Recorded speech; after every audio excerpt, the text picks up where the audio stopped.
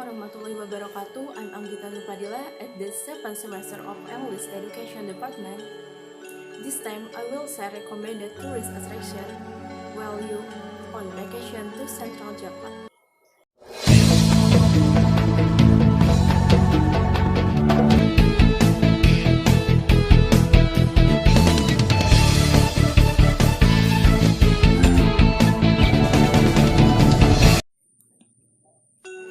Vacation to Yogyakarta, Central Java, of course incomplete without visiting Borobudur Temple. Borobudur is the largest Buddhist temple in the world since the 9th century during the reign of the Sailendra dynasty of the Medang Kingdom. This monument consists of 6 square terraces on which there are 3 circular courtyards. The walls are decorated with 2,672 relief panels, and originally there are 504 Buddha statues. And Borobudur is also a UNESCO World Heritage Site.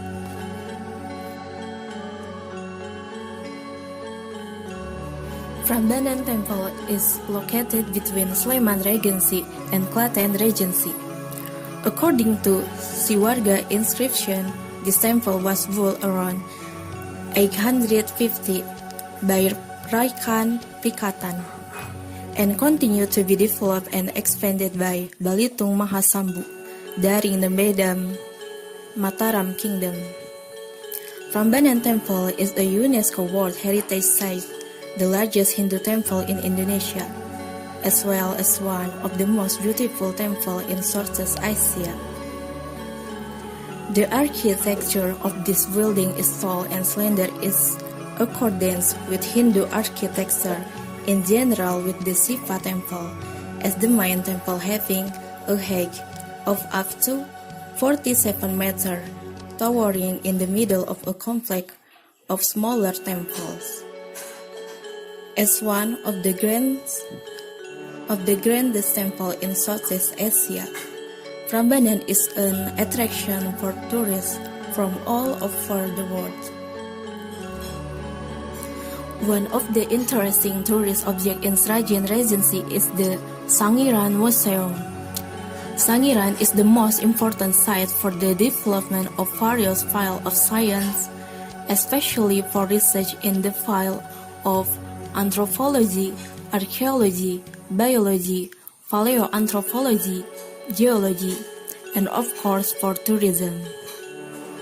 The existence of Sangiran sites is very useful for studying prehistoric human life because this site is equipped with ancient human fossil, ancient human cultural results, fossil of ancient flora and fauna, along with their stratigraphic description. Sangiran Museum has several collections, such as human fossil, vertebrate fossil, marine and freshwater animal fossil, rocks such as meteor, and several rock artifacts. Keraton Surakarta Hadiningrat is the official palace of the Surakarta located in the city of Surakarta, Central Java. This palace was founded by Susuhunan Pakubuwana II in 1744 as a replacement for the Kartasura Palace, or palace which was destroyed by the Cina Thorn riot in 1743.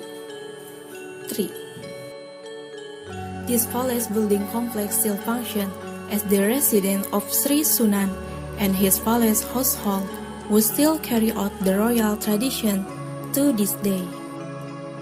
This palace is now also one of the main tourist objects in the city of Surakarta. Part of the palace complex is a museum that houses various collections belonging to the Kasunanan, including various gifts from European kingdom. Reflexes of the palace heirlooms and gamelan. In terms of building, This palace is the best example of traditional Javanese palace architecture.